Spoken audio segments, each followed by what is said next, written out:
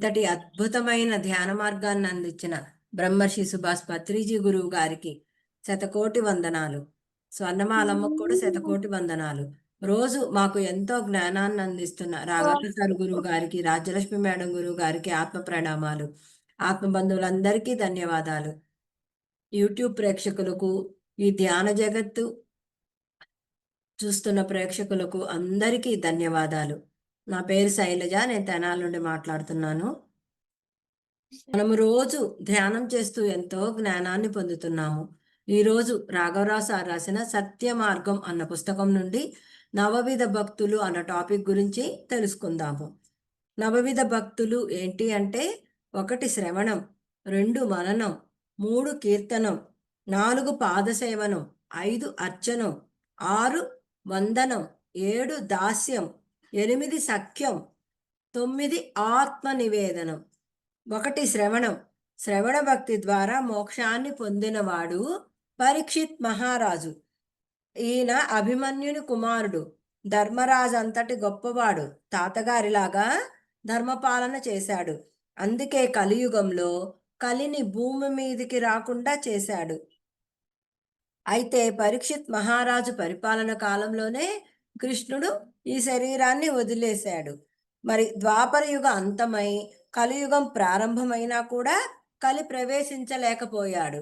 కారణం, ధర్మం ఉన్న చోటికి కలి ప్రవేశించలేడు. పరీక్షిత్ మహారాజుని కలి అడిగాడంట, ఇంత ధర్మంగా ఉంటే నేను ఎలా రాను?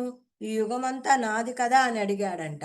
అప్పుడు పరీక్షిత్ మహారాజు ఇలా అన్నాడంట, సరే నీదే కానీ నువ్వు ఇందులోకి రావాలి అంటే పంచమహాపాపాలు ఎవరు చేస్తారో వారిలోకి నువ్వు వెళ్ళు అని అన్నాడంట.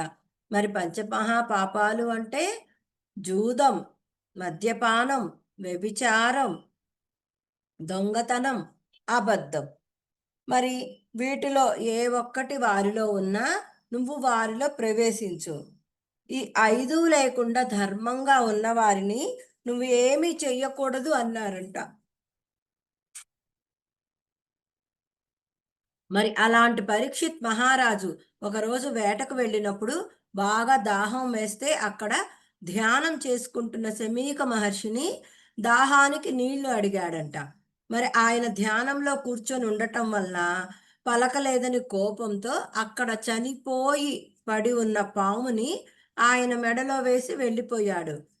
మరి అందుకే అంటారు, క్రోధేన బుద్ధినాశనం అంటారు కదా.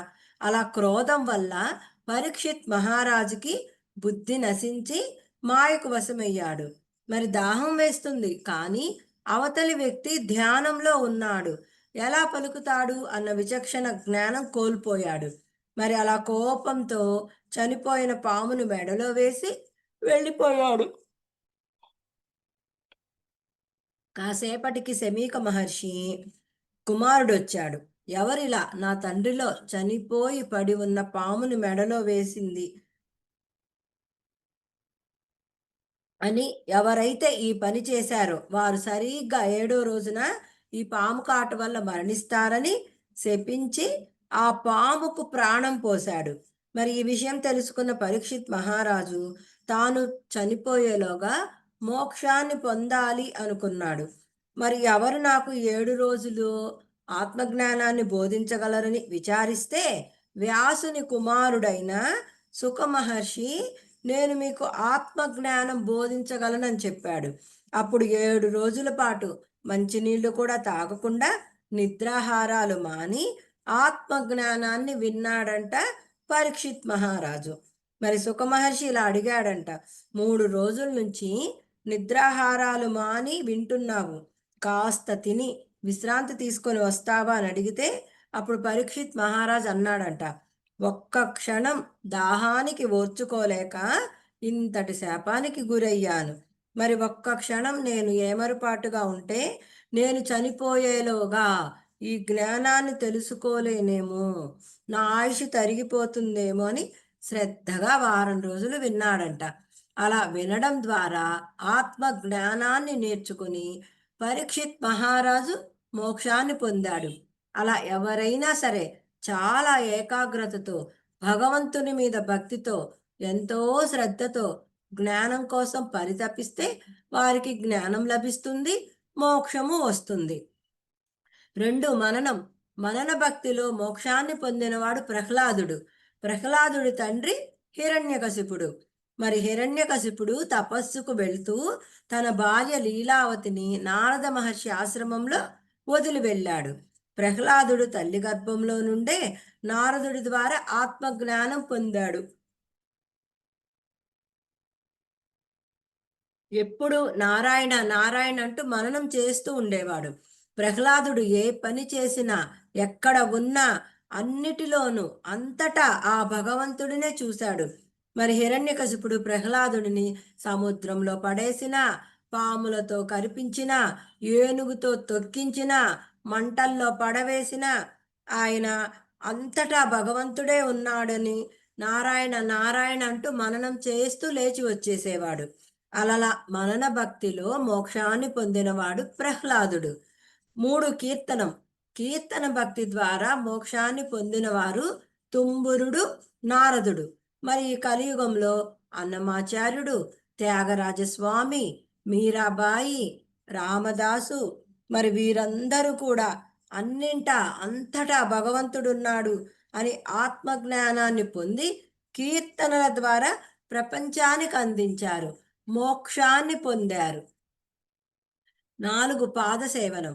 పాదసేవలో మోక్షాన్ని పొందింది రుక్మిణీదేవి. కృష్ణుడికి భార్యలున్నా కేవలం రుక్మిణీదేవికే ఆత్మజ్ఞానాన్ని బోధించాడు శ్రీకృష్ణుడు. మరి ఆమె భక్తితో సమర్పించే తులసీ దళానికి లొంగిపోయాడు శ్రీకృష్ణుడు. 5 అర్చనం. అర్చన భక్తిలో మోక్షాన్ని పొందినవాడు అంబరీషుడు. అతడు ఎప్పుడు భగవంతునికి అర్చన చేస్తూ ఉండేవాడు. అప్పుడు విగ్రహమే భగవంతుడు అనుకోవడం వల్ల ఆ విగ్రహానికి అర్చన చేశాడు. అతడు ఏ టైంలో అయినా ఎంత కష్టమైన అర్చన ఆపలేదు. అప్పుడు విష్ణుమూర్తి అంబరీషుడు అర్చన భక్తికి మెచ్చి అవసరానికి ఉపయోగపడుతుంది అని తన సుదర్శన చక్రాన్నిచ్చాడు. ఇలా అర్చన భక్తితో మోక్షాన్ని పొందినవాడు అంబరీషుడు. 6 వందనం. వందన భక్తిలో మోక్షాన్ని పొందినవాడు అక్రూరుడు. కంసుడు సేనాని అక్రూరుడు. కంసుడు అక్రూరుడిని బృందావనం నుండి కృష్ణుడిని మధురకు తీసుకురమ్మని పంపాడు. అయితే అక్రూరుడు కృష్ణుడి భక్తుడు. నేనెంతటి అదృష్టవంతుడిని, అంత గొప్ప కృష్ణుడిని నా రథంలో తీసుకొస్తున్నానని ఎంతో మురిసిపోయాడంట. మరి అలా బృందావనం చేరగానే కృష్ణుడు నడయాడిన మట్టి అని ఒళ్ళంతా పూసుకొని పరితపించిపోయాడంట. అందుకే అక్రూరుడికున్న భక్తికి శ్రీకృష్ణుడు ఆత్మజ్ఞానం బోధించాడు. 7 దాస్యం. దాస్య భక్తిలో మోక్షాన్ని పొందినవాడు ఆంజనేయుడు. శ్రీరాముని పట్టాభిషేకం అనంతరం శ్రీరాముల వారు ముత్యాల హారం ఇచ్చారంట. అప్పుడు ఆంజనేయుడు ముత్యాల హారంలోని ముత్యాలన్నిటినీ కొరికి, రామయ్య తండ్రి, వీటిలో నువ్వు కనపడటం లేదన్నాడంట. మరి ఆంజనేయ స్వామి ఎంతో శక్తిమంతుడు, సిద్ధులు కూడా ఉన్నాయి, కానీ ఆయనకు ఆత్మజ్ఞానం లేదు. అప్పుడు శ్రీరాముడు తన అంతఃపురానికి రమ్మని చెప్పి ఒక రాత్రి అంతా కూర్చోపెట్టి ఆంజనేయుడికి ఆత్మజ్ఞానాన్ని బోధించాడంట. మరి ఆత్మజ్ఞానం బోధించాక శ్రీరాముడు, ఆంజనేయ నీకేమర్థమైంది అంటే, రామయ్య తండ్రి, నేను ఈ శరీర స్థితిలో ఉన్నప్పుడు నేను నీ బంటును, మరి మనోస్థితిలో ఉన్నప్పుడు నువ్వు నా దైవానివి, ఆత్మస్థితిలో ఉన్నప్పుడు నువ్వు నేను ఒకటే అని చెప్పాడంట ఆంజనేయుడు. మరి ఇలా దాస్య భక్తిలో మోక్షాన్ని పొందినవాడు ఆంజనేయుడు. 8 సఖ్యం. సఖ్యత వల్ల ఆత్మ జ్ఞానాన్ని పొందినవాడు అర్జునుడు. మరి పాండవుల 5గురిలో అర్జునుడికి మాత్రమే భగవద్గీత ద్వారా ఆత్మజ్ఞానం బోధించాడు శ్రీకృష్ణుడు. 9 ఆత్మనివేదన. ఆత్మనివేదన భక్తిలో మోక్షాన్ని పొందినవాడు బలిచక్రవర్తి. ఈ బలిచక్రవర్తి ప్రహ్లాదుడి మనవడనమాట. ఒకరోజు బలిచక్రవర్తి అశ్వమేధ యాగం చేసి అందరికీ బహుమతులు ఇస్తుంటే శ్రీ మహావిష్ణువు అక్కడికి వామనావతారంలో వస్తాడు. అప్పుడు శుక్రాచార్యుడు దివ్య చక్షు ద్వారా వచ్చేది శ్రీ మహావిష్ణువు. ఆయనని ప్రాణం అడుగుతాడు. ఏమడిగినా ఇవ్వొద్దని చెప్తాడు. కానీ ఆ భగవంతుడే వచ్చి అడిగితే కాదంటానా? నా శరీరం ఏమైపోయినా పర్వాలేదంటాడు బలిచక్రవర్తి. ఆ తర్వాత విష్ణుమూర్తి వామనావతారంలో బలిచక్రవర్తి అశ్వమేధ యాగం చేస్తున్న చోటుకి వస్తాడు.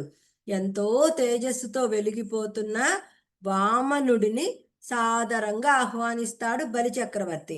అప్పుడు వామనుడు తన మంత్రోచ్చారణతో ఆశీర్వదిస్తాడు.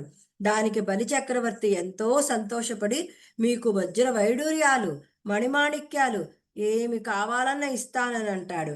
అప్పుడు వామనుడు, నేను బ్రాహ్మణ వటువును అయిన నాకు ఇవి ఏమీ వద్దు, నేను యాగం చేసుకోవాలి, 3 అడుగుల నేల ఇవ్వు చాలు అని అంటాడు. ఆ తరువాత అన్నమాట ప్రకారం బలిచక్రవర్తి దానం ఇవ్వటానికి సిద్ధపడతాడు. దానం ఇచ్చేటప్పుడు నీళ్లు ధారగా పోస్తూ ఇస్తారు. మరి అలా నీళ్లు వామనుడి చేతిలో ధారగా పడగానే కొంచెం కొంచెం పెరుగుతూ సృష్టి అంతా ఆక్రమిస్తాడు వామనుడు. ఒక కాలు ఆకాశంలో, ఒక కాలు నేల మీద పెడతాడు. ఇంకొక కాలు ఎక్కడ పెట్టను అని అడిగితే అప్పుడు బలిచక్రవర్తి తన తలను చూపిస్తాడు. అలా తన ప్రాణాన్ని కూడా లెక్క చెయ్యకుండా భగవంతుడికి అర్పించాడు కాబట్టి ఆయనకి మోక్షాన్ని ప్రసాదించాడు. ఆత్మ నివేదన అంటే తన శరీరాన్ని విచ్ఛిన్నం చేసుకోవడం. అలా బలిచక్రవర్తిని పాతాళ లోకానికి తొక్కేసి పాతాళ లోకాన్ని పరిపాలించు అని వరం ఇచ్చాడు. దీన్ని బట్టి భక్తుడికి ఎంత భక్తి ఉన్నా ఆత్మజ్ఞానం పొందితే గాని మోక్షం పొందలేరని మనం తెలుసుకోవాలి. మరి పై వాటిలో అత్యంత ముఖ్యమైనది, భగవంతునికి ప్రీతికరమైనది ఆఖరిదైన ఆత్మ నివేదన. మరి ఆత్మ నివేదన అంటే తనని తాను సమర్పించుకోవడం. అందుకని ఆత్మ నివేదనే భగవంతునికి తృప్తిపరిచేది. మిగిలిన 8 రకాల భక్తులు కూడా ఆఖరిదైన ఆత్మ నివేదన మార్గానికి అవి చూపించే ప్రాథమిక చర్యలు. అలా మనం గమనిస్తే మొదటి 8 రకాల భక్తులలో ఏదో ఒకటి చేయడం కనిపిస్తుంది. అంటే శ్రవణ భక్తి అంటే భగవంతుని గురించి వింటూ ఉంటారు. ఈ చెవులతో భగవంతుని గురించి వింటూ ఉంటారు. కీర్తన భక్తి అంటే భగవంతుని గురించి కీర్తనలు ఈ నోటితో పాడుతూ ఉంటారు. మరి అర్చన భక్తి అంటే చేతులతో భగవంతుని రకరకాల పూలతో అర్చనలు చేస్తుంటారు. కానీ ఈ శరీరాన్ని ఉపయోగించకుండా, ఈ ఇంద్రియాలను ఉపయోగించకుండా చేసేది అసలు ఏమీ చెయ్యకపోవడమే. ఇవేమి ఉపయోగించం. ఏమీ చేయకపోవడమే ఆత్మ నివేదన. అదే షిరిడీ బాబా కోరుకున్నారు. భగవంతుని ఆరాధించటానికి, అలాగే ముక్తి పొందటానికి 9 రకాల భక్తులున్నాయని చాలామంది భావిస్తుంటారు. అందుకని ఏదో ఒక మార్గం ద్వారా భగవంతుని ఆరాధించవచ్చని భావిస్తూ ఈ 8లో ఏది చేసినా అంటే ఏదో ఒకటి చేస్తే సరిపోతుందనుకుంటారు. కానీ నవవిధ భక్తులు అంటే 9 రకాలుగా ఆరాధించాలి. ఈ 9 ఆచరించిన వాడే తొందరగా భగవంతుని చేరగలరు. మరి ఎవరైనా తొందరగా మోక్షం పొందాలంటే ఈ 9 అవసరమే. అవి కొంచెం వివరంగా తెలుసుకుందాం. అంటే నవవిధ భక్తుల అంతరార్థం తెలుసుకుందాము. 1 శ్రవణం అంటే వినడం. ప్రారంభంలో ఎవరికైనా భగవంతుని గురించి తెలియదు కాబట్టి ముందు భగవంతుడి గురించి తెలుసుకోవాలి. అంటే ఆ భగవంతుడికి సంబంధించిన విషయాలు ఎవరైనా చెప్తున్నప్పుడు వినాలి. అలా వింటూ ఉంటే మెల్లిగా భగవంతుడనేవాడు ఉన్నాడని అవగాహన కలుగుతుంది. అలా భగవంతుని గురించిన అవగాహన కోసమే శ్రవణం. భగవంతుడున్నాడని తెలుసుకున్నంత మాత్రాన ముక్తి లభించదు కదా! మరి ముక్తి లభించాలంటే మనం చేయవలసిన ఇంకా ఉన్నాయి. అవేమిటో తెలుసుకుందాం. 2 కీర్తనం అంటే కీర్తించడం. భగవంతునిని పొగడడం. అంటే ఆయన గొప్పతనాన్ని, ఆయన విశిష్టతను, ఆయన శక్తిని కీర్తనల ద్వారా, స్తోత్రాల ద్వారా, పారాయణల ద్వారా తెలుసుకోవడం. ఉదాహరణకి విష్ణు సహస్రనామ స్తోత్రం, లలితా సహస్రనామ స్తోత్రం అంటే ఆ భగవంతుని గొప్పతనాన్ని 1000 రకాలుగా 1000 నామాలతో వర్ణించడం. ఇలా కీర్తించడం వల్ల ఆయన గొప్పవాడన్న సంగతి మాత్రమే తెలుస్తుంది. కానీ ఆయనని చేరటానికి, ముక్తిని పొందటానికి ఇది కూడా సరిపోదు. 3 స్మరణం. దీనినే మననము అంటారు. మళ్ళీ మళ్ళీ స్మరించాలి. అంటే మననం చేసుకోవాలి. దీనినే జపించడం అని కూడా అంటారు. మరి చాలామంది కృష్ణ కృష్ణ అనుకుంటూ జపమాల తిప్పుకుంటారు. రామ రామ అనుకుంటూ జపమాల తిప్పుకుంటూ ఉంటారు. ఎందుకంటే అంతటి గొప్పవాడైన భగవంతుని మర్చిపోతే ముక్తి ఎలా వస్తుంది? అందుకని మళ్ళీ మళ్ళీ భగవంతుని స్మరించడం ద్వారా గుర్తు చేసుకుంటూ ఉంటారు. మరి అలా గుర్తుంచుకుంటే సరిపోతుందా అంటే సరిపోదు. దానితో పాటు ఇంకా కొన్ని చెయ్యాలి. 4 పాద సేవనం. నేను భగవంతుని సేవకుడునని భావిస్తూ ఆయన రూపమైన ఈ జగత్తుకు అంటే ఈ జగత్తులోని వాటికి సేవ చెయ్యాలి. అంకిత భావంతో చెయ్యాలి. పవిత్ర భావంతో పాదాలకు సేవ చేస్తాము. అంతే పవిత్ర భావంతో లోకానికి సేవ చెయ్యాలి. ముఖ్యంగా భగవంతుడంటే బొమ్మ లేక ఒక రూపమని భావించకూడదు. అన్నీ భగవంతుడే. అంతటా భగవంతుడే ఉన్నాడని తెలుసుకోవాలి. మరి ఈ జ్ఞాన మార్గంలోకి రాకముందు పూజలు చేసేవాళ్ళం. విగ్రహాలకి, ఫోటోలకి, వేటికైనా పసుపు, కుంకాలు, పూలు, అక్షింతలు అన్నీ భగవంతుడు పాదాల దగ్గర పెట్టి చేసేవాళ్ళము. మరి భగవంతుడంటే ఒక బొమ్మ లేక ఒక రూపమని భావించకూడదు. అన్నీ భగవంతుడు. అంతటా భగవంతుడని తెలుసుకోవాలి. మరి ఈ ధ్యానం చెయ్యని వాళ్ళు మరి పల్లెటూర్లలో ఉంటారు. కార్తీక మాసం వస్తే మరి వాళ్ళు పొలం పనులకెళ్తారు. తెల్లవారుజామున కార్తీక మాసంలో శివాలయంకెళ్తారు. ఆ నందీశ్వరుడి దగ్గర గూడా ఆ నందీశ్వరుడికి పసుపు, కుంకాలు, అక్షింతలు, పూలు ఏసి పూజ చేసి, దీపం బెట్టి, హారతిచ్చి పండ్లు అన్నీ పెడతారు ఆ నందీశ్వరుడు. మరి పొలంకెళ్ళాక ఆ ఎద్దు అటు తిరుగుతున్న, ఇటు తిరుగుతున్న, అటెళ్తున్న కర్రతో కొడతారు. ఎంతసేపు అలాంటి వారు విగ్రహంలోనే భగవంతుడిని చూస్తారు. ఆత్మ ఆ భగవంతుడు ఆ ఎద్దులో ఉంది, ప్రతి ప్రాణిలో ఉంది, ప్రతి జీవిలో ఉందని వాళ్ళకు తెలీదు. తెలీదు. మరి మనమందరము ఎంతో అదృష్టవంతులమండి. మరి అంతటి పత్రి సారు గొప్ప గురువును పొందాము. ఎంతో జ్ఞానాన్ని పొందాము. మరి అంతటి గొప్ప గురువును పొందిన మనందరం చాలా అదృష్టవంతులం. 5 అర్చనం.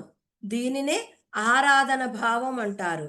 అంతటి గొప్పవాడైన భగవంతుని పట్ల ఆరాధన భావం అంటే ఆర్తి కలిగి ఉండాలి. ఆయన గురించి, ఆయన యొక్క సర్వవ్యాపక తత్వం గురించి తెలుసుకోవాలి. అన్నీ ఆయన రూపాలే అన్న సంగతి తెలుసుకోవాలి. అన్నిటి పట్ల, అందరి పట్ల ఆరాధన భావంతో ప్రవర్తించాలి. 6 వందనం. దీనినే వినయం అని కూడా అంటారు. భగవంతుని పట్ల వినయంతో మెలగాలి. అంటే ప్రతి ఒక్కరి పట్ల కూడా వినయంతో ఉండాలి. విధేయత కలిగి ఉండాలి. అలా ఎవరైతే ప్రవర్తిస్తారో వారు భగవంతునికి దగ్గర కాగలుగుతారు. భగవంతునికి దగ్గరయ్యే కొద్దీ ముక్తికి దగ్గరైనట్లే. మరి పత్రి సారు అన్ అందరూ ఆత్మలే, అందరూ భగవంతుళ్ళే అని చెప్పటం వల్ల ఈ ధ్యాన మార్గంలోకొచ్చాక అందరి పట్ల ఎంతో ప్రేమగా నా ఎదుటి మనిషి భగవంతుడనే ఆరాధన భావంతో ఎంతో ప్రేమగా చూస్తారందరూ. 7 దాస్యం. దీనినే సేవ అంటారు. పైవాటితో పాటు భగవంతునికి సేవ చెయ్యాలి. అదే భగవంతునికి ఆనందం కలిగించేది. మరి రాజ్యలక్ష్మి మేడం కూడా చెప్తారు. భగవంతుడు ఫస్ట్ చూసేది సేవ అని చెప్తారు మేడం. మరి భగవంతునికి సేవ చేయడం ఎలా అంటే, అన్ని భగవంతుని స్వరూపాలే కాబట్టి, అన్నిటికీ అందరికీ సేవ చెయ్యాలి. మరి ఒక మొక్కను చక్కగా పోషించినట్లయితే, అది మొక్కకు చేసే సేవ అవుతుంది. మరి ఒక ఆవుకు ఏ సమయానికి ఏది కావాలో అది సమకూరిస్తే, అది జంతువుకు చేసే సేవ అవుతుంది. అలాగే కుటుంబ సభ్యులకు, తల్లిదండ్రులకు ఏ లోటు లేకుండా చూసుకుంటే అది తల్లిదండ్రుల సేవ అవుతుంది. అలా అందరికీ చేసే సేవ భగవంతునికి చేసే సేవ. అందుకే మానవ సేవే మాధవ సేవ అని అన్నారు. మరి పత్రి సార్ చెప్తారు, మీరు ధ్యాన మార్గంలోకొచ్చాక ఇవాళ నువ్వు ఏ నేర్చుకుంటే అదే నేర్పియొచ్చు. రేపు బి గూడా నేర్చుకుంటే ఏ, బి నేర్పించు. ధ్యానం గురించి చెప్పు. నీకు తెలిసింది చెప్పు. నీ వాక్కునివ్వు, నీ శక్తినివ్వు అని చెప్తారు మనకి. మరి మనల్ని మనకింత మంచి మార్గాన్ని చూపించి, ఇంత గొప్ప సేవను గూడా మన చేత చేయిస్తున్నారు పత్రి సార్ మన చేత. 8 సఖ్యం. దీనినే స్నేహం అని కూడా అంటారు. అందరూ అన్ని భగవంతుని రూపాలే కాబట్టి, అన్ని సమానం కాబట్టి, ఇక్కడ ఎక్కువ, తక్కువ లేవు. కాబట్టి అందరితో, అన్నిటితో స్నేహం చెయ్యాలి. సృష్టిలో మానవులు పాటించవలసిన ఒక గొప్ప ధర్మం స్నేహ ధర్మం. అలా ఎవరైతే మానవులతోనే కాకుండా అన్ని జీవులతో, జంతువులతో స్నేహంగా ఉంటారో, వారు భగవంతునికి ఇంకా దగ్గరవుతారు. అంటే జీవహింస చెయ్యకూడదు. జీవులతో స్నేహం చెయ్యాలి. వేటికి నష్టం కలిగించకూడదు. అన్నిటితో ఇష్టంగా ఉండాలి. అలా అన్నిటితో ఇష్టంగా ఉన్నవారు భగవంతునికి కూడా ఇష్టులవుతారు. మరి మేము రాఘవరావు సార్ జూమ్‌లో ఉన్నాము. మేము ప్రతి నెల భీమవరం వెళ్తాము. వెళ్ళినప్పుడు అసలక్కడ అందరం డబ్బుందా? మీకు లేదా? నువ్వు ఆ కులమా? నేను ఈ కులం అసలు అట్లా ఏమీ ఉండదు. అందరం ఆత్మలమే. అందరం ఆత్మస్వరూపులమే. అందరం భగవంతులమే అని ఎంతో స్నేహంగా, చక్కగా పలకరించుకుంటాము. ఎంతో ఆప్యాయంగా ఉంటాము. అసలైతే మేము మా పుట్టింటికెళ్ళినట్లు అంత ఆనందంగా ఉంటుంది. అంత చక్కగా ఉంటాము మేము భీమవరం ఎళ్తే. మరి పత్రి సార్ చెప్తారు. రాజలక్ష్మి మేడంతో ఎన్నో సార్లు చెప్పారంట. అమ్మా నేను భూమి మీదకొచ్చింది ఈ జీవుల్ని రక్షించటం కోసమని. ఆ! అసలా ఆహ్, పత్రి సారు ఎన్నో లక్షల మందిని మాంసం తినటం మాన్పించారు. చెప్తారు మేడం గూడా మాకు. మనం ఒక్కళ్ళని మాంసం తినటం మాన్పిస్తే, వాడి జీవితంలో ఎన్నో కోళ్ళు బతుకుతాయి, ఎన్నో చేపలు, మేకలు బతుకుతాయి అని చెప్తారు. మనం కూడా ఈ ధ్యాన మార్గంలోకొచ్చాక ఇట్లా ధ్యానం చేయండి, ఇట్లా జ్ఞానం పొందండి, దుఃఖం నుంచి బయటపడండి అని చెప్తాము. మరి అలా చెప్పినప్పుడు, మీరు చెప్పాక మేము మాంసం మానేశామండి అని చెప్తే, ఎంత ఆనందం అంటే, అసల ఆ ఆనందాన్ని వర్ణించలేమండి. మరి నేను స్వీట్ తింటే ఆ స్వీట్ నేను అనుభూతి చెందుతా. మీరు తింటే మీకు తెలుస్తుంది ఆ టేస్ట్. ఇది కూడా అంతే. ఈ ధ్యాన మార్గంలోకొచ్చాక మనము ఇట్లా ధ్యానం నేర్పించి, ఇట్లా జ్ఞానాన్ని పంచుతూ, వాళ్ళొక్కళ్ళైనా మేము మాంసం మానేసామంటే ఆనందము ఎంతో ఆనందమండి. మరి అంతటి గొప్ప గురువును పొందాము. మనం ఇతరులకి ధ్యానం గురించి, జ్ఞానం గురించి చెప్పే భాగ్యం మనకు దక్కిందండి. 9 ఆత్మ నివేదన. దీనినే ధ్యానం అనంటారు. మరి మాకు సార్ ఎప్పుడు చెప్తారు. ఈ శరీరం శరీరాన్ని కట్టేసాము. శరీరం దాటి మనసు దగ్గరికెళ్తాం. మనసును గూడా తీసివేసి ఆత్మ దగ్గరికెళ్తాము. నిజంగండి మేము ప్రతి నెల భీమవరంలో ఆ 3 రోజులు ఎంత ధ్యానం చేస్తామో, సాక్షాత్ ఆ భగవంతుడితో ఉంటాము. మరంతటి గొప్ప భాగ్యాన్నిస్తున్నారు మాకైతే గురువులు. అక్కడ ఎంతో ధ్యానం చేసుకుంటాము. ఆత్మతో, ఆ భగవంతుడితో ఉంటాము. అలా ఎవరైతే ఈ నవవిధ భక్తుల ద్వారా భగవంతుని చేరతారో వారి జీవితం ధన్యమైనట్లే. అందుకని ఈ 9 రకాల భక్తులు మానవుడు ఆచరించాలి. అలా భగవంతుని చేరటానికి 9 రకాల భక్తి మార్గాలున్నాయి. ఏ మార్గం ద్వారానైనా భగవంతుని చేరవచ్చని సాధారణంగా చాలామంది భావిస్తారు. కానీ భగవంతుని చేరటానికి ఏదో ఒక మార్గం కాదు, 9 మార్గాలు అవసరమే. కారణం భగవంతుని గురించి ఏమీ తెలియని వారికి మొదటి 8 మార్గాలు అవసరం. మరి భగవంతుడి గురించే కాకుండా ఈ భగవంతుడు చేసిన సృష్టి బ మనకు కంటికి కనిపించని సృష్టి రహస్యాలు, మరి భగవంతుడి విషయంలో ఏమి చెయ్యాలో, ఎలా ప్రవర్తించాలో తెలియచేస్తాయి. ఆఖరిదైన 9వ మార్గమైన ఆత్మ నివేదన. అంటే ధ్యానం మాత్రమే భగవంతుని దగ్గరకు చేరుస్తుంది. ముక్తిని ఇస్తుంది. మరి షిరిడీ బాబా ఆలయానికి వెళ్ళినప్పుడు మొట్టమొదట దునిలో కొన్ని సమిదలు వేసి దగ్ధం చేస్తాం. ఆ తర్వాత ఆయన విగ్రహ దర్శనం చేసుకుంటాం. మరి దర్శనానంతరం విభూది ఇవ్వబడుతుంది. ఆ విభూదిని ధరిస్తాం. బాహ్యంగా మనకు కనపడుతుంది. కానీ వీటన్నిటికీ అంతరార్థం ఉంది. మరి షిరిడీ బాబాకు విభూది అంటే ఇష్టం. ఆయన దగ్గరకు ఎవ్వరొచ్చినా విభూది ఇస్తుంటారు. అందరి చేత కూడా విభూది ధరింపజేస్తారు. ఆయన విభూదికి విశేషమైన ప్రాముఖ్యం ఇస్తారు. అందుకని అందులో అంతరార్థం తెలుసుకుందాం. మరి బాబా ఉద్దేశం ఏంటి అంటే, ఎప్పటికైనా ఎవ్వరైనా సరే ఈ బూడిదలో కలవవలసిందే. అంతేకాదు ఈ లోకంలోని సంపదలన్నీ బూడిదతో సమానం. అందుకని వాటి మీద మమకారం పెంచుకోకండి అని గుర్తు చెయ్యటానికే విభూదిని పంచుతారు. మరి ఇతర దేశాల్లో ఆహ్, ఎన్ ఎన్నెన్ని అంతస్తులో కట్టుకుంటారు. అపార్ట్మెంట్స్ ఏంటి, అసలా ఆ సిటీ గూడా ఎంత అందంగా దాన్ని తయారు జేస్తారు. మరి యుద్ధాలొచ్చినప్పుడు ఒక్క బాంబుతో మొత్తం బూడిదయిపోతుంది. అందుకే బాబా విభూది గురించి అంత ప్రాముఖ్యమిస్తారు. బాబా చినిగిపోయిన వస్త్రాలు ధరిస్తారు. చూసేవారికి బిచ్చగాడిలాగా కనిపిస్తారు. మసీదులోనే జీవించేవాడు. మరి చేతిలో భిక్ష పాత్ర మాత్రమే ఉంటుంది. వీధుల్లో బిచ్చమడుగుతూ ఉంటారు. చాలా సామాన్యమైన జీవితాన్ని గడిపారు. తన దగ్గరకొచ్చిన వారికి కూడా విభూదిస్తూ ఉండేవాళ్ళు.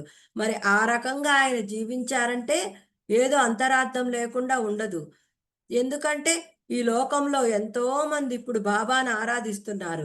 నిత్యం కొలుస్తున్నారు. హారతులిస్తున్నారు. దేనికి అంటే బాబా అనుగ్రహం కోసం. ఎందుకు అంటే బాబా ఎంతో శక్తిమంతుడు. ఆయన వద్ద ఎన్నో శక్తులున్నాయి. ఆయనకి ఎన్నో మహిమలు కలవాడు. ఎంతో మందిని ఆదుకున్నాడు. అందుకని ఆయన్ని ఆశ్రయిస్తే, ఆయన అనుగ్రహాన్ని సంపాదించగలిగితే మన కష్టాలన్నీ తీరిపోతాయి. మన సమస్యలన్నీ తొలగిపోతాయి. మనం ధనవంతులం కావచ్చు, సంపదలతో తులతూగొచ్చు అని భావిస్తూ ఆయన్ని కష్టాలు తొలగించమని, సంపదలను ప్రసాదించమని, ధనవంతుడిని చెయ్యమని ప్రార్థిస్తూ ఉంటారు. కానీ బాబా వాటిని విలువలేనివి, పనికిరానివి అని బూడిదతో సమానమని భావించి వాటికి ప్రాముఖ్యం ఇవ్వకుండా జీవించారు.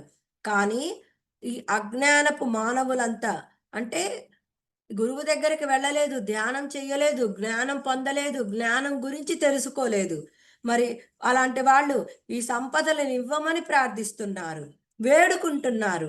ఆయన ఆచరించి చూపినా కూడా అర్థం చేసుకోవడం లేదు.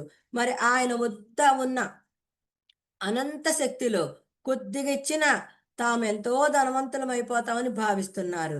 మరి బాబా ఇచ్చే కొద్ది శక్తికే ధనవంతులు కాగలిగినప్పుడు, అంత శక్తి ఉన్న ఆయన తన శక్తితో మరి రాజమందిరాలే నిర్మించుకునేవాడు కదా!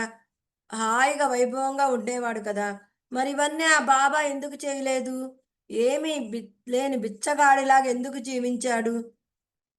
ఆయన ఈ సంపదలన్నీ బూడిదతో సమానం భావించాడు కాబట్టి ఆయన అలా జీవించాడు. మరి ఆయన అంతటి మహిమాన్వితుడు. మరి అటువంటి వాటికి ప్రాముఖ్యం ఇవ్వలేదంటే ఏదో ఒక కారణం ఉండే ఉంటుంది. ఆయన దేనికి ప్రాముఖ్యమిస్తే మరి అందరూ కూడా దానికి ప్రాముఖ్యం ఇవ్వాలి. ఆయన జీవితాన్ని మనం ఆదర్శంగా తీసుకోవాలి. మరి నీటితో దీపాలే వెలిగించిన వాడు ఆయన సంపదలను సృష్టించుకోలేడా? మరి ఆయనెందుకు అలా జీవించాడు? ఆయన తెలుసుకున్న సత్యాన్ని అందరికీ బోధించటానికి అలా జీవించాడు. దాని అర్థాన్ని తెలియపరచటానికే ఆయన అందరికి విభూదిని పంచాడు. ఈ ప్రపంచంలోని సంపదలన్నీ బూడిదతో సమానం.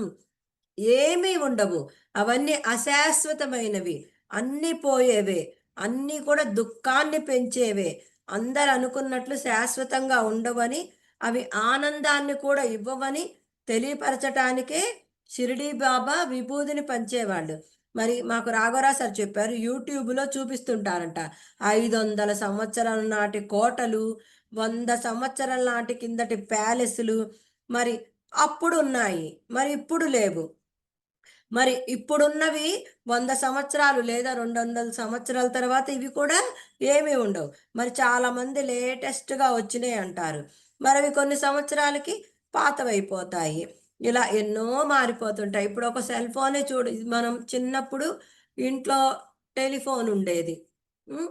మరి ఆ తర్వాత ఎంత టెక్నాలజీ మారింది. ఫస్ట్ చిన్న ఫోనొచ్చింది. తర్వాత ఇప్పుడు పెద్ద పెద్ద ఫోన్‌లొచ్చేసినయి.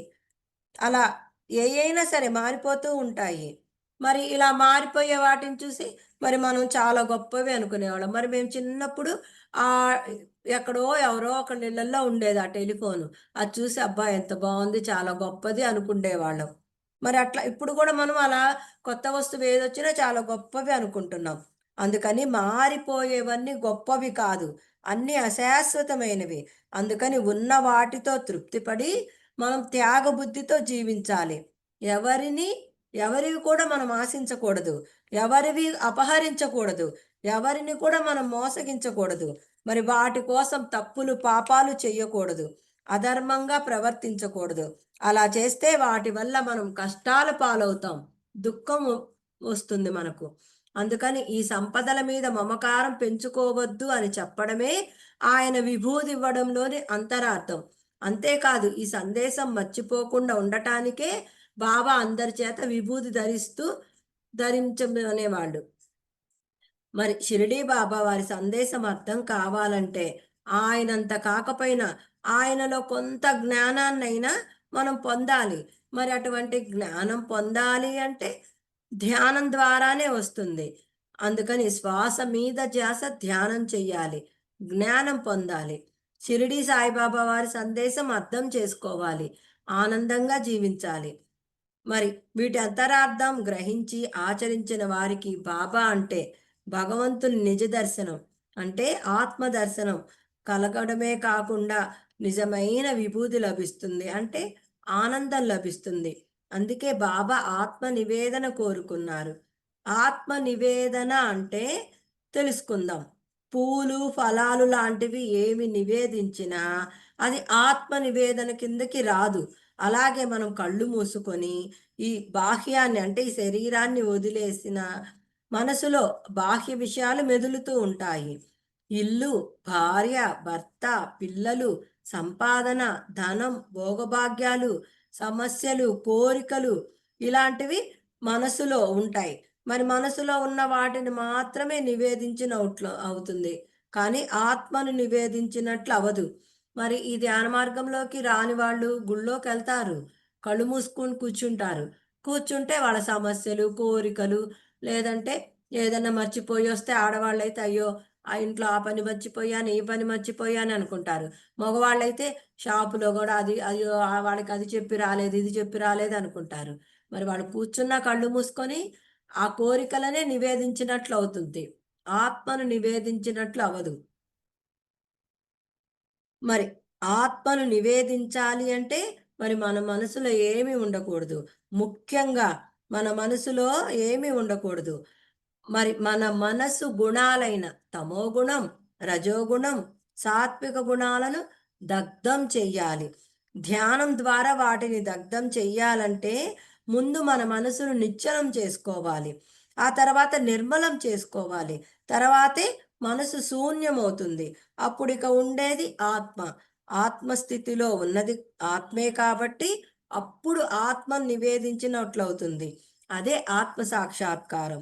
అదే భగవంతుని అలా భగవంతుని నిజ సాక్షాత్కారం పొందిన వారికే నిజమైన విభూతి లభిస్తుంది. మరి భూతి అంటే ఆనందం. విభూతి అంటే విశేషమైన ఆనందం. అలా భగవంతుని నిజ దర్శనం చేసుకున్న వారికి సమస్త దుఃఖాలు నశించి జీవితంలో విశేషమైన ఆనందం లభిస్తుంది. మరి వారినే జీవన్ముక్తులు అంటారు. అంటే జీవించి ఉండగానే సమస్త దుఃఖాల నుండి ముక్తి పొందినవారు. మరి పరమశివుడిని విభూదిదారి అంటారు. కారణం ఆయన ఎప్పుడు ఆనందంలో ఉంటాడు కాబట్టి. అంతేకాదు విభూది పూసుకున్నవాడు విభూదిదారి కాడు. మరి విశేషమైన ఆనందంలో ఉన్నవాడే నిజమైన విభూతిదారి. అందుకనే బాబా కోరిన ఆత్మ నివేదన చేసి విభూదిని అంటే మనం విశేషమైన ఆనందాన్ని పొందుదాం. షిరిడి సాయిబాబా ఆలయాల్లో ధ్యాన మందిరాలున్నా ఎవ్వరూ ధ్యానం చేయటం లేదు. బాబా మీద దృష్టి ఉంచడం లేదు. ఎంతసేపు ప్రతిరూపమైన విగ్రహం మీదే దృష్టి పెడుతున్నారు. కోరికలు కోరటంతోనే సరిపెడుతున్నారు. అంతేకాని ఆయన సత్యరూపమైన ఆత్మ మీద దృష్టి ఉంచడం లేదు.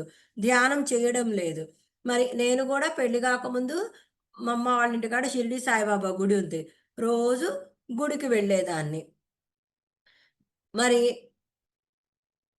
మంచి భర్త రావాలని అట్లా ఏదో ఒకటి కోరుకుంటుంటాం గదా! అలా ఎంతసేపు మరి ఇప్పుడు ఇది చదువుతుంటే నాకు గుర్తుకొస్తా ఉంది. మరి అక్కడ ధ్యాన మందిరం ఉండేది. అటెళ్ళాలి, ధ్యానం చెయ్యాలని తెలీదు. చేసేవాళ్ళం కాదు. ఊరికే ధ్యాన మందిరం అని పేరు చదవటం అంతే. ధ్యానం చేసేదాన్ని కాదు. మరి మన కర్మలు దగ్ధమయ్యి, ఆ భగవంతుడు మెచ్చుకుంటేనే, సెలెక్ట్ చేసుకుంటేనే ధ్యానంలోకొస్తాము.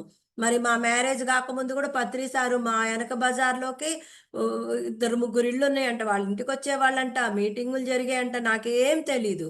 2021 ధ్యాన మహిళా చక్రాలకు వెళ్ళినప్పుడే పత్రి సార్ షేక్ హ్యాండ్ తీసుకోవటం. ఆ రోజు నుంచి ఈ రోజు వరకు నేను ధ్యానం ఒక్కరోజు గూడా ఆపలేదు. మరి నా పాపకర్మలు తగ్గిపోయి భగవంతుడు నన్ను సెలెక్ట్ చేసుకున్నాకే మరి నాకు ఈ ధ్యానం అనేది దక్కిందని నాకిప్పుడు అర్థమవుతుంది. మరి ఎవరు ధ్యానం చేయటం లేదు. బాబా మీద దృష్టి ఉంచడం లేదు. నేనంతే ఎంతసేపు ఆయన బాబాని చూస్తూ సాయి చాలీసా చదువుకొని వచ్చేసేదాన్ని. విగ్రహం మీదే దృష్టి పెడుతున్నారు. కోరికలు కోరటంతోనే సరిపెడుతున్నారు. అంతేకాని ఆయన సత్యరూపమైన ఆత్మ మీద దృష్టి ఉంచడం లేదు. ధ్యానం చెయ్యడం లేదు. మరి బాబా చెప్పింది ఎవరు అర్థం చేసుకోవడం లేదు. అందుకని బాబా చెప్పినట్లు ఆయన మీద అంటే ఆత్మ మీద దృష్టి ఉంచాలి. అంటే ధ్యానం చెయ్యాలి. మరి బాబా సందేశం ఏంటి అంటే ఎవరైతే నా సన్నిధానమును కంటే ఆత్మ దగ్గరకు అంటే ఈ దేహంలోకి వచ్చెదరో వారు నడి సముద్రంలో కలిసిపోయినట్లు నాలో కలిసిపోదురు. కనుక నీ హృదయంలోనున్న నన్ను అంటే ఆత్మను సర్వస్వ శరణాగతి చేయవలెను అని చెప్పారు. బాబా ఈ విధంగా చాలా స్పష్టంగా ధ్యానం చేయమని చెప్పారు. మరి బాబా గుడిలో ధ్యాన మందిరంలో ధ్యానం చేయడం ద్వారా ఆయన కనిపించని సత్యరూపమైన ఆత్మను దర్శించడానికి మనం ప్రయత్నించాలి. మరి అలా చేసిన వారికి బాబా సత్యరూప దర్శనం అంటే ఆత్మ సాక్షాత్కారం లభిస్తుంది. మరి అది లభించిన వారి జీవితం ధన్యం. వాళ్ళు ముక్తి పొందినట్లే. అన్ని దుఃఖాల నుండి, కష్టాల నుండి, సమస్యల నుండి శాశ్వతంగా బయటపడినట్లే. వారికి మామూలు ఆనందం కాదు, బ్రహ్మానందాన్ని, శాశ్వత ఆనందాన్ని పొందినట్లే. అందుకని విగ్రహ దర్శనం చేసుకుంటే తృప్తి వస్తుంది. కానీ ఆత్మ దర్శనం చేసుకుంటే ముక్తి వస్తుంది. విగ్రహ దర్శనం చేసుకుంటే తృప్తి వస్తుంది. ఆత్మ దర్శనం చేసుకుంటే ముక్తి వస్తుంది. నిజంగా మానవుల జీవిత లక్ష్యం ఇదే. మనము పైలోకాల నుంచి కిందకొచ్చేటప్పుడు మనం ప్రామిస్ చేస్తామంట. ఆ భగవంతుడిని తెలుసుకుంటాము. ఆ! నేను గూడా ముక్తిని పొందుతాను. దానికోసమే నేను వెళ్తున్నానంటామంట. కానీ ఆ భగవంతుడు మాయ. వచ్చేసాక ఈ సంసారము, కుటుంబము దానిలో పడిపోతాము. ఇలా పుడుతూ, చస్తూ, పుడుతూ, చస్తూ ఉంటాము. మరి అలా 350 జన్మలు దాటాక మనకు తీవ్రంగా నాకీ జన్మొద్దు, ఈ సంసారమొద్దు, ఈ బాధలొద్దు, నేను ముక్తిని పొందాల్సిందే. ఎలాగైనా సరే నేను ముక్తిని పొందాల్సిందే అని తీవ్ర తపన ఉంటే అప్పుడు మనకు ధ్యానం అనేది అందుతది. సద్గురువు ద్వారా అందుతది.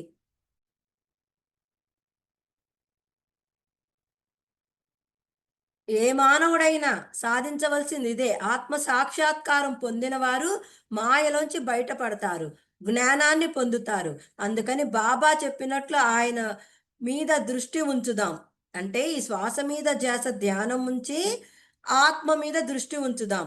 మరి దగ్ధం చేయవలసింది ధునిలో సమిధలను కాదు. ధునిలో సమిధలు దగ్ధం చేస్తే విగ్రహ దర్శనం మాత్రమే కలుగుతుంది. మామూలు విభూది లభిస్తుంది. కానీ ధ్యాన ధునిలో గుణాలు దగ్ధం చేస్తే, ఆత్మ నివేదన చేస్తే అంటే భగవంతుని నిజ దర్శనం కలుగుతుంది. నిజమైన విభూది అంటే విశేషమైన ఆనందం లభిస్తుంది. అందుకని మన గుణాలు తొలగితేనే అంటే ఈ తమోగుణం, రజోగుణం, సాత్విగుణం ఇయన్నీ తొలగితేనే భగవంతునికి ఆనందం. మరి స్వార్థ గుణాలు లేనివాడు లోకానికి ఉపకారం చేస్తాడు. స్వార్థ గుణాలు ఉన్నవాడు లోకానికి స్వార్థ గుణాలు లేనివాడు లోకానికి ఉపకారం చేస్తాడు. స్వార్థ గుణాలు లేనివాడు లోకానికి ఉపకారం చేస్తాడు. మరి స్వార్థ గుణాలు ఉన్నవాడు లోకానికి ఎంతో అపకారం చేస్తాడు. మరి ఈ గుణాలన్నవి మనల్ని ఎంతకీ వదలవు. ఈ గుణాలను వదిలించుకోవడం చాలా కష్టం. మరి ఒక కథ ద్వారా తెలుసుకుందాం. మరి భోజరాజు అనే ఒక మహారాజు ఉండేవాడు. ఆయన ప్రత్యేకత ఏంటి అంటే లక్ష్మీ సరస్వతి. ఆ రాజు దగ్గర ఎన్నో సంపదలు, ధనధాన్యాలున్నాయి. ఆయన కవిత్వం వచ్చు. సంస్కృతము అనర్గళంగా వచ్చు. మరి ఆయన ఆస్థానంలో ఒక కాళిదాస్ అనే పండితుడున్నాడు. ఆ భోజరాజుకి అన్ని సద్గుణాలున్నాయి. కానీ ఒక దుర్గుణం ఉంది. అదేంటి అంటే జూదం. ఇదంతా కాళిదాసు ఎప్పుడు గమనిస్తూ ఉండేవాడు.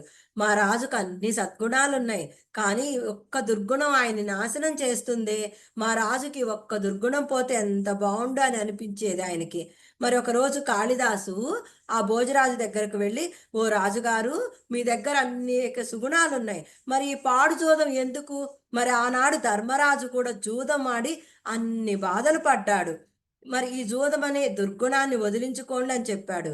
మరి అలా చెప్పాడు కాళిదాసు. మరి గత జన్మ వాసనలు ఒక పట్టాన వదలవు.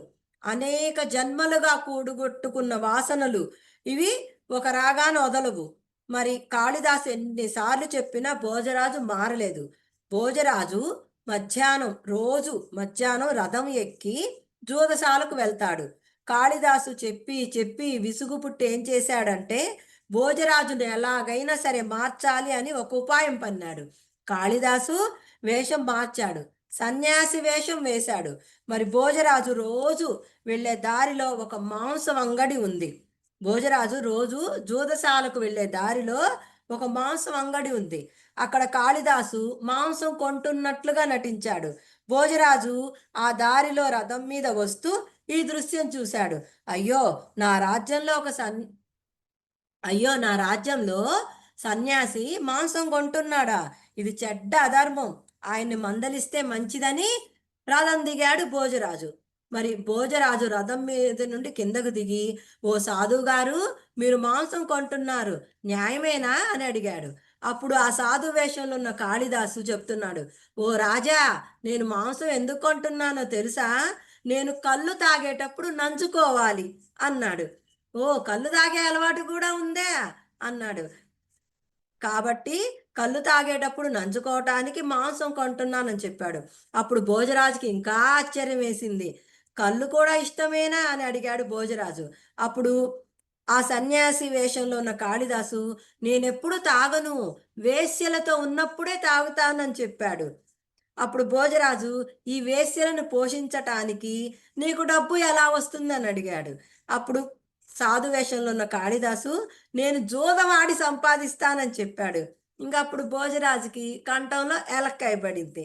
అంటే మరి జూదం ఆడుతూ ఆడొద్దని ఎలా చెప్పగలడు? మరి భోజరాజు జూదశాలకు వెళ్తున్నాడు కదా! ఇంకా ఆ తర్వాత భోజరాజు రథం వెనక్కి తిప్పండని చెప్పి తన రాజ్యానికి వెళ్ళిపోయాడు. ఆ రోజు నుండి భోజరాజు జూదం వదిలిపెట్టేశాడు. తాను జూదం ఆడుతూ ఇంకొకరికి జూదం ఆడొద్దు అని ఎలా చెప్పగలడు? అందుకని జూదం ఆడటం ఆపేశాడు భోజరాజు. మానేశాడు. జూదం ఆడటం మానేశాడు భోజరాజు. ఈ కాళిదాసు సాధు వేషం తీసేసి భోజరాజు దగ్గరికి వెళ్ళాడు. "రాజుగారండి, జూదం మానేశారని" అడిగితే, "ఆ! మానేశానని" చెప్పాడు. "నాకొక సాధువు బ్రహ్మాండంగా తెలియజేశాడని" చెప్పాడు భోజరాజు. అప్పుడు ఆ సాధువుని నేనే అని చెప్పాడు కాళిదాసు. మరి ఎవరికైనా సరే అనేక జన్మలుగా సంస్కారాలుంటాయి. ఆ వాసనలు పోకపోతే మానవుడు అధోగతి పాలవుతాడు. కనుక శ్రీకృష్ణుల వారు కూడా ఈ వాసనలు అంటే ఈ దుర్గుణాలు పోవాలి అంటే సద్గుణాలు అలవాటు చేసుకోవాలని చెప్పారు. మరి మనకు మోక్షం కావాలి అంటే దుర్గుణాలు పోగొట్టుకోవాలి అని చెప్పారు. భగవద్గీతలో శ్రీకృష్ణ భగవానుడు 2వ అధ్యాయం 45వ శ్లోకంలో ఇలా చెప్పారు. "త్రైగుణ్య విషయా వేద నిస్త్రైగుణ్యో భవార్జున నిర్ద్వంద్వో నిత్య సత్వస్త్వో నిర్యోగక్షేమ ఆత్మవాన్." ఓ అర్జున, త్రిగుణాలకు అతీతమైన నిర్గుణుడివి అవ్వు అని చెప్పాడు శ్రీకృష్ణ భగవానుడు. మరి శ్రీకృష్ణుడు చెప్పింది ఏంటి అంటే ఈ మానవుడు తమోగుణం, రజోగుణం, సాత్విక గుణం అన్ని గుణాలను అధిగమించాలి అని చెప్పాడు. మరి ఎంతసేపు సంసారం మీద దృష్టి పెడతారు ఈ తమో గుణంలో ఉన్నవారు. ఎంతసేపు తినటం, నిద్రపోవటం, పిల్లల్ని కనటం, ఇది తప్ప దేనికి ప్రాధాన్యత ఇవ్వరు. ఇదే జీవితం అండి అని కూడా అంటారు. మరి రజోగుణంలో ఉన్న వారికి చాలా అహంకారం, గర్వం ఉంటాయి. రజోగుణంలో ఉన్నవారు అందరికన్నా చాలా గొప్పగా ఉండాలని ఎన్నో కోరికలతో విలాసవంతమైన వస్తువులు, కార్లు, నగలు, ఆస్తులు, పొలాలు అన్నీ నాకు కావాలి. ఎంతో ధనం సంపాదిస్తారు. అందరూ నన్ను మాత్రమే పొగడాలి అని అంటారు. అందరూ నా మాట వినాల్సిందే అని అంటారు. మరి పత్రిసారి చెప్పేవారంట. తమో గుణంలో ఎవ్వరైనా సరే 100 నుండి 150 జన్మలు తీసుకుంటారు. అలా ఈ కుటుంబం అనే ఊబిలో పడి అతి కష్టం మీద పైకి వస్తూ ఉంటారు. ఉదాహరణకు రామాయణంలో కుంభకర్ణుని చూస్తే ఏ పని చేయకుండా తినటం, తాగటం, నిద్రపోవటం ఈ 3 పనులు చేసేవాడు. ఇలా తమో గుణంలోనే ఉండేవాడు. రజోగుణంలో ఉన్న రావణాసురుడు లంకా రాజ్యానికి రాజు. అందరూ నా చెప్పు చేతల్లో ఉండాలనేవాడు. ఆయన మాట వినని వారిని రాజ్య బహిష్కరణ చేసేవారు. మరి సీతను తేవటం చాలా అధర్మం అని చెప్పిన విభీషణుడికి అలా విభీషణుడు చెప్పినందుకు ఆయన్ని రాజ్యం నుంచి బహిష్కరించాడు రావణాసురుడు. మరి ఈ రకమైన గుణాలతో ఏ మానవుడైనా 100 లేదా 150 జన్మలు ఎత్తుతూ ఉంటారు. అలా 250 జన్మలు లేదా 300 జన్మలు దాటాక అప్పుడు సాత్విక గుణంలోకి వస్తారు. ధర్మంగా జీవించాలి అంటారు. ఏది మంచి, ఏది చెడు అన్నది అర్థమవుతుంది. వీరెంతసేపు పుణ్యం వచ్చే పనులే చెయ్యాలి. అప్పుడే భోగాలొస్తాయని చెప్తారు. వారి కుటుంబం అంతా సుఖంగా ఉండాలి అంటారు. మరి మేము చేసే పుణ్య కార్యక్రమాల వల్ల మా పిల్లలు, మా కుటుంబం మేము క్షేమంగా ఉన్నామండి అని చెప్తారు. ఇరుగు, పొరుగు, బంధువులు, ప్రజలు అందరూ బావుండాలి. సర్వేజన సుఖినో భవంతు అందరూ క్షేమంగా ఉండాలని చెప్తారు వాళ్ళు. మరి ఈ సాత్విక గుణంలో 50 లేదా 60 జన్మలు ఎత్తుతారు. మరి ఇన్ని జన్మలు తమోగుణం, రజోగుణం, సాత్విక గుణంలో జీవిస్తారు. అందుకే శ్రీకృష్ణ భగవానుడు ఈ గుణాలన్నీ అధిగమించాలి అని అంటాడు. మరి ఈ 3 గుణాలు దాటి నిర్గుణంలోకి వెళ్ళాలి అని అన్నారు. మరి ఈ 3 గుణాలు ఉన్నవాళ్ళు పాపకర్మలు, పుణ్యకర్మలు రెండే చేస్తారు. మరి ఈ కర్మల కోసం జన్మం తీసుకుంటారు. ఇలా పుట్టడం, చావడం, మరలా పుట్టడం, చావడం ఇదే జరుగుతుంది. ఇలా 300 జన్మలెత్తుతారు. మరి శ్రీకృష్ణ భగవానుడు ఇలా చెప్తున్నారు. ఎంతసేపు పుట్టడం, చావటం ఇది కాదు. పుట్టుక, చావు లేని స్థితికి రావాలి. అందుకని ఈ 3 గుణాలు దాటి నిర్గుణంలోకి రావాలి అని శ్రీకృష్ణ భగవానుడు 2వ అధ్యాయం 45వ శ్లోకం ద్వారా మనకు చెప్పారు. మరి నిర్గుణ స్థితికి చేరిన వారికి జ్ఞానం ఉదయించి మెల్లిగా అగ్నిలా ప్రకాశిస్తుంది. మరి ఈ అగ్నిలో వారి యొక్క ఎన్నో జన్మల కర్మలు నశిస్తాయి. అప్పుడు కర్మలు లేని స్థితికి వస్తారు. అటువంటి స్థితికి వచ్చిన వారికి ఇక జన్మ ఉండదు. మరి ఆ స్థితికి రావాలని శ్రీకృష్ణుడు బోధిస్తున్నాడు. మరి ఇటువంటి జ్ఞానం రావాలి అన్నా, ఈ 3 గుణాలు అధిగమించాలి అన్నా, నిర్గుణ స్థితి చేరుకోవాలి అన్నా తేలికైన మార్గం పత్రిసారు మనకు బోధించిన శ్వాస మీద ధ్యాస ధ్యానం చెయ్యటం వల్లే ఎవరైనా సరే ఈ 3 గుణాలు అధిగమించి కృష్ణుడు చెప్పిన నిర్గుణ స్థితికి వెళ్ళగలరు. మరి ఎవరికైనా ఈ ధ్యానం తప్ప ఎటువంటి మార్గం లేదు. మరి చాలామంది ఈ ధ్యానంలో రోజు కళ్ళు మూసుకొని ఎన్నాళ్ళు కూర్చోవాలి అని అంటారు. మరి చాలామంది రోగాల కోసం, సమస్యల కోసం, కోరికల కోసం ధ్యానం చెయ్యాలేమో అనుకుంటున్నారు. కొంతమంది మాకు ఏ విషయంలో లోటు లేదండి, మేమెందుకు ధ్యానం చెయ్యాలి అని అడుగుతున్నారు. కొంతమంది అన్ని విధాల ఉన్నవారు ధ్యానం చేయటానికి ఇష్టపడరు. కొంతమంది మాకు ధ్యానంలో మా దేవుడు కనపడాలి, మా గురువు కనపడాలి, నాకు కావాల్సిన మెసేజ్ ఇవ్వాలి, మా గత జన్మలు చూడాలి, మాకు మూడో కన్ను తెరుచుకోవాలని చెప్తున్నారు. మరి మాకు రాజ్యలక్ష్మి మేడం చెప్తారు. ఈ జన్మలో ఉన్న ఈ మొగుడు, ఈ పిల్లలు, ఈ సంసారం, ఈ బంధువులు, సమస్యలు, బాధలు, కష్టాలు వీటితోనే అల్లాడిపోతున్నాము. ఇంకా గత జన్మలు చూసుకొని ఆ మొగుడు, ఆ కష్టాలు అవన్నీ చూసుకోవడం అవసరం అని చెప్తారు మేడము మాకు. మరి మూడో కన్ను తెరుచుకోవాలి. వీటి కోసం ధ్యానం చేస్తున్నానని చెప్తారు. కానీ ధ్యానం ఎందుకు చెయ్యాలి అంటే శ్రీకృష్ణ భగవానుడు చెప్పినట్లు ఈ 3 గుణాలు అధిగమించడం కోసం ధ్యానం చెయ్యాలి. మరి 3 గుణాలు అధిగమించాకే నిర్గుణ స్థితి వస్తుంది. మరి మనం సంసారంలో ఉన్నాం కాబట్టి సంసారం చూసుకుంటూ ధ్యానం చెయ్యాలి. మరి ధ్యానం చెయ్యకపోతే 400 జన్మల తర్వాతైనా ధ్యానం చెయ్యాలి. మరి ఈ 3 గుణాలు అధిగమించి నిర్గుణ స్థితికి వెళ్ళి ఆత్మజ్ఞాని అవ్వాలి.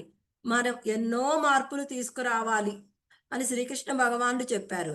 అందుకని పత్రిసారు మనకు అందించిన అద్భుతమైన శ్వాస మీద ధ్యాస ధ్యానం చెయ్యాలి.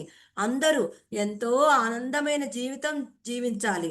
మరి షిరిడీ బాబా కోరుకునేది మన వల్ల లోకానికి ఉపకారం జరగాలని. ఆయన ఎప్పుడు అందరికీ ఎన్నో రకాలుగా ఉపకారం చేసేవారు. మరి మనం కూడా అలా చెయ్యాలని ఆయన కోరిక. అందరిలో సమస్త జీవులలో ఆయన్ని చూడాలన్నదే ఆయన కోరిక. అదే ఆనందం. అదే ఆయనకు ఆనందం. అందుకని ధ్యానం చేసి గుణాలు తొలగించుకొని నిర్గుణులై బాబా కోరుకున్న ఆత్మ నివేదన చేద్దాం. మనకు నవవిధ భక్తులు అవసరమే కాదు, ఆచరించాలి కూడా. అంటే భగవంతుని పొందటానికి 9 రకాలుగా ఆరాధించాలి. ఏదో ఒకటి సరిపోదనే దీని అర్థం. అందుకని అన్నీ ఆచరిస్తూ ఆఖరిదైన ఆత్మ నివేదన వల్ల అంటే ధ్యానం వల్ల అంటే శ్వాస మీద ధ్యాస ఉంచి ధ్యానం చేయటం వల్ల తేలికగా ఆలోచనలు తగ్గించుకోగలుగుతారు. మనసును శూన్యం చేసుకోగలుగుతారు. మనసుకు అతీతమైన ఆత్మస్థితికి చేరుకుంటారు. అలా షిరిడీ బాబా చెప్పిన విధంగా ఎవరైతే జీవిస్తారో వారి జీవితం ధన్యమవుతుంది. శాశ్వతంగా దుఃఖం నుంచి బయటపడతారు. అందుకని శ్వాస మీద ధ్యాస ఉంచి ధ్యానం తీవ్రంగా చేయడం వల్ల మనం తేలిగ్గా భగవంతుని చేరగలం. ఆత్మను సాక్షాత్కరించుకోగలం. మరి ఈ దుఃఖం నుండి బయటపడే జన్మ లేని స్థితికి చేరే మార్గం చూపించిన బ్రహ్మర్షి పత్రిసారికి శతకోటి వందనాలు తెలియజేసుకుంటూ, మరి అజ్ఞానంలో ఉన్న మనందరినీ జ్ఞానం వైపుకు నడిపిస్తున్న రాఘరాసారు గురువు గారికి, రాజ్యలక్ష్మి మేడం గురువు గారికి వందనాలు తెలియజేసుకుంటూ, ఆత్మ బంధువులందరికీ ధన్యవాదాలు. నాకు ఇంతటి గొప్ప అవకాశం ఇచ్చిన ఈ ధ్యాన జగత్తు జూమ్కి ధన్యవాదాలు. ఈ జూమ్ చూస్తున్న ప్రేక్షకులందరికీ ధన్యవాదాలు. Thank you madam.